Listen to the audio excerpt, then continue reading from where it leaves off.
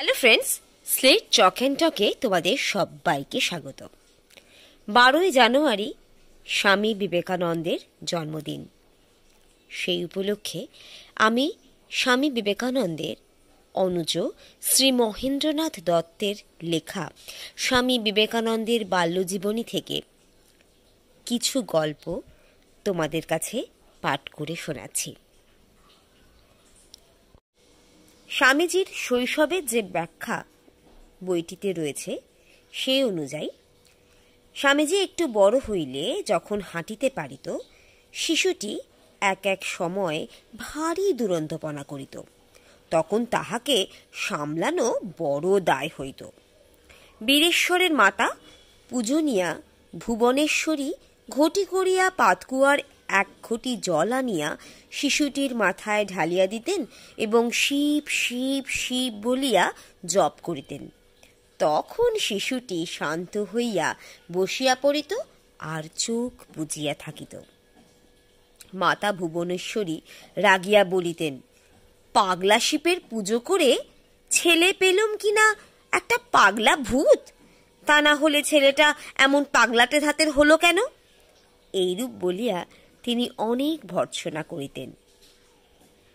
অতি শৈশবে বীরেশ্বরের খেলিবার প্রিয় জিনিস ছিল একটি শুকনো থেলো হুকো।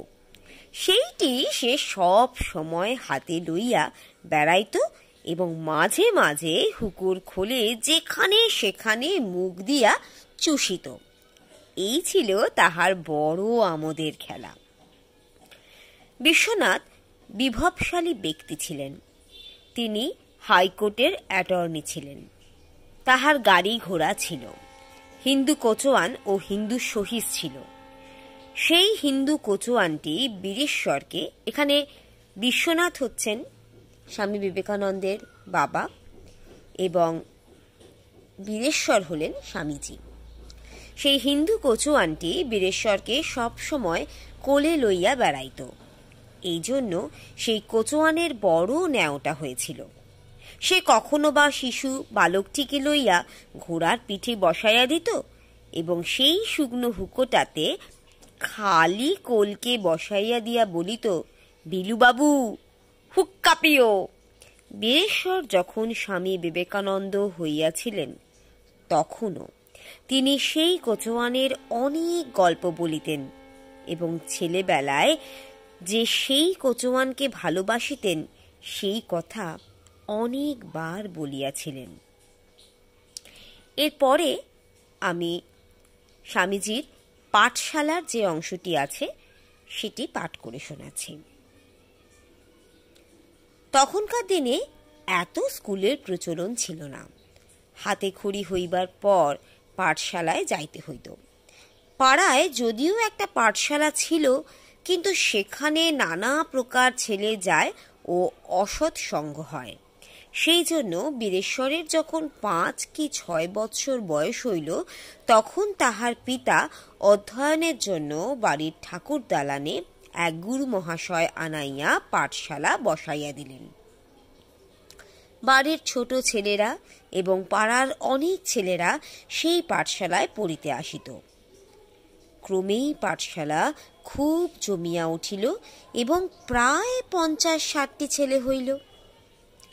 বীরেশ্বর যদিও বয়সে অনেকের অপেক্ষা ছোট ছিল, কিন্তু অল্প দিনের ভিতর বেশ লিখিতে পড়িতে শিখল এবং অনেকের অপেক্ষা উৎকৃষ্ট বালক বলিয়া পরিগণিত হইল। আগন্তুক অনেক লোককেই গুরু মহাশয় নিজের ছাত্রের কৃতিত্ব দেখাইয়া আনন্দ প্রকাশ করিতেন এবং পারিতোষিকও বিশেষ পাইতেন। এর পরের বর্ণনা, গঙ্গার বর্ণনা। তখনকার দিনে পাঠশালায় মকর সংক্রান্তির দিন গঙ্গা বন্দনা গাহিয়া গঙ্গায় পুজো করিয়া আসার প্রথা ছিল। মকর সংক্রান্তির দিনে অর্থাৎ পৌষ মাসের 30-এ পিতা বিশ্বনাথ নূতন কাপড় জামা ইত্যাদি গুরু মহাশয়কে এবং কয়েকজন ছাত্রকে দিতেন এবং তাহাদের বাজনা বাদ্য সহ গঙ্গা পূজা করিতে আসিতে অনুমতি দিতেন।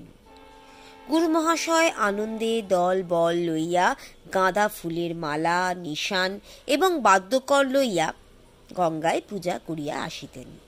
সকলে ফিরিয়া আসিলে পিতা বিশ্বনাথ সকলকে রীতিমতো মিষ্টিমুখ করাইতেন। সেই দিন ছাত্রদিগের ভিতর মহা আনন্দ উৎসব হইত। কিন্তু বিশেষ এক বক্তব্য সকল বালক সহিত মিলিত হইয়া সুর করিয়া গাহিত।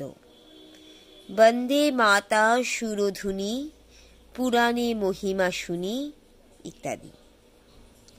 কিন্তু বীরেশ্বরের স্বাভাবিক কণ্ঠের মিষ্টতা বিশেষভাবে সকলের লক্ষ্য হইয়াছিল এবং শব্দগুলি অতি স্পষ্টভাবে উচ্চারণ করায় সকলের দৃষ্টি আকর্ষণ করিয়াছিল। বালক যে সুকণ্ঠ এবং তাহার সঙ্গীতের যে শক্তি ছিল, তাহা সেই দিনই প্রকাশ পাইয়াছিল। 2-2.5 বৎসরের ভিতর গুরু মহাশয়ের পাঠশালায় যাহা পড়া আবশ্যক সকলই সমাপ্ত হইল। রামায়ণ পড়া। বীরেশ্বর যদিও পাঠশালায় অনেকের অপেক্ষায় বয়সে ছোট ছিল, বয়স 5 হইতে 6 বৎসর, কিন্তু বাংলা পড়িতে অল্পদিনে বেশ শিখিল। বালকের কণ্ঠ স্বাভাবিক সুললিত ছিল। বাড়ির কর্তা কালীপ্রসাদ দত্ত মাঝে মাঝে বালক বীরেশ্বরকে রামায়ণ পড়িতে আদেশ করিতেন। আগেকার দিনে গুরু মহাশয় বা মুদির দোকানে যেমন সুর করিয়া নাকে সুরে পড়িত, বীরেশ্বরও গুরু মহাশয়ের কাছে সেই রূপ পড়িতে শিখিয়াছিল। বালকের মুখে সেই সুর শুনিতে অতীব মধুর হইত। ইহাকে চলিত কথায় পাঁচালির সুর বলে। খুল্ল পিতামহ কালীপ্রসাদ দত্ত প্রথমে একদিন বালক দিগকে ডাকিয়া রামায়ণ পড়িতে বলিলেন।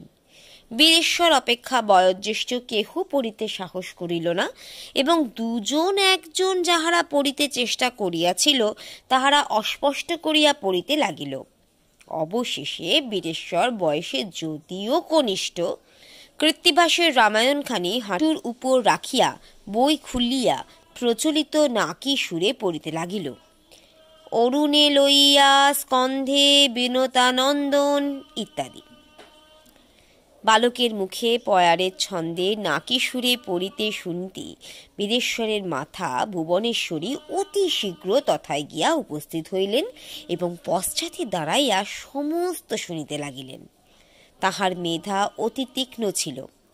এই জন্য মাতা ভুবনেশ্বরী সেই উচ্চারিত শ্লোকগুলি নিজে আয়ত্ত করিয়া লইলেন এবং বহু বৎসর পর এই উপাখ্যান বলিতেন। তাহাতে যে তিনি বিশেষ আনন্দিত হইয়াছিলেন ইহাতে আর কোনো সন্দেহ নাই।